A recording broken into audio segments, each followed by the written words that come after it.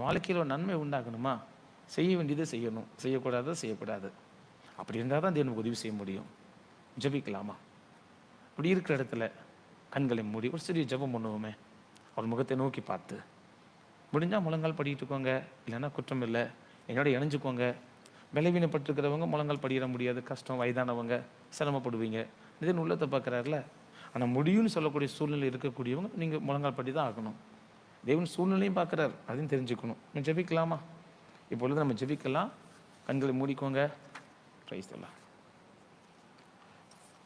அப்படி கண்களை மூடி இருக்கிற வண்ணமா இருதயத்தில் கைகளை வைத்து நம்ம வாசித்த வேத வசனத்தின்படி கர்த்தராகிய தேவன் எல்லா முகங்களிலும் இருந்து வடிகிற கண்ணீரை துடைப்பார். ஏதாவது ஒரு சூழ்நிலை கண்ணீர் வடித்து கொண்டு இருக்கலாம். சுகம் இல்லை, கண்ணீர் வடிக்கலாம். சரீரம் பாதிக்கப்பட்டு போச்சு, நீங்கள் கண்ணீர் வடிக்கலாம். ஒரு வேதனையில் கண்ணீர் வடிக்கலாம். முதல் ஜெபம், ஆண்டவருடைய குற்றங்களை மன்னிச்சிடுங்க. என் சரீரத்தை நானே கெடுத்து கொண்டேன். வேதத்தில் சொல்லியிருக்குது, கீறி கொள்ளக்கூடாது. நான் சரீரத்தை நான் காயப்படுத்தி கொண்டேன், அதை மன்னிச்சிடுங்க. ஒரு சிறிய ஜெபம் பண்ணுவோமே. இயேசுவே, ஒருவன் தன் சரீரத்தை கெடுத்தால் அவனை தேவன் கெடுப்பார் என்று வேதத்தில் வாசிக்கிறோமே. வேதத்திற்கு விரோதமான காரியம் தானே பாவம்? தேவனுக்கு விரோதமான காரியம் தானே பாவம்? தேவனுக்கு விரோதமான காரியம் என்னிடத்தில் இருக்கிறது. நான் அறிந்து கொண்டேன், அதை நான் புரிந்து கொண்டேன். அறிக்கை எடுக்கிறேன்ப்பா. மறைக்கிறவன் வாழ்வு அடைய மாட்டான். அவைகளை அறிக்கை செய்து விட்டு விடுகிறவனோ இரக்கம் பெறுவான். வேதம் சொல்லி கொடுக்குதே, குற்றங்களை மன்னிச்சிடும், குறைவுகளை மன்னிச்சிடும். இதனால் ஜெபத்துக்கு பதில் தாரோம். அப்படி வியாதிப்பட்டு இருக்கிறவங்க, வியாதிப்பட்ட இடத்துல கை வச்சு கொள்ளுவீங்களா? ஒற்றை தலைவலியில் பாதிக்கப்பட்டு இருக்கிறீங்களா? தலையில் கை வச்சுக்கோங்க. ஒருவேளை கிட்னி பாதிப்பு, கட்டி உடஞ்சி சீல் வடியுதா? தோல் வியாதியா? வியாதின்னு வரும்பொழுது உள் உறுப்பு பாதிக்கப்பட்டு இருக்குதா? கை கால் சூம்பி போச்சா? இல்லை குழந்தைங்க வியாதி படுக்கையில் இருக்கிறாங்களா?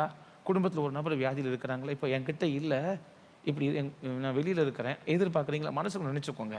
அப்படி கண்களை மூடி, ஆண்டவரே எங்கள் வீட்டில் வியாதி படுக்கையை மாற்றி போடுங்க. அப்படி ஜெபம் பண்ணுங்க. ஒரு வார்த்தை சொல்லுங்கள், நான் வெளியில் இருக்கிறேன் பிரதர் அப்படின்னா சத்தம் பட வேண்டாம், மனசில் சொல்லுங்கள்.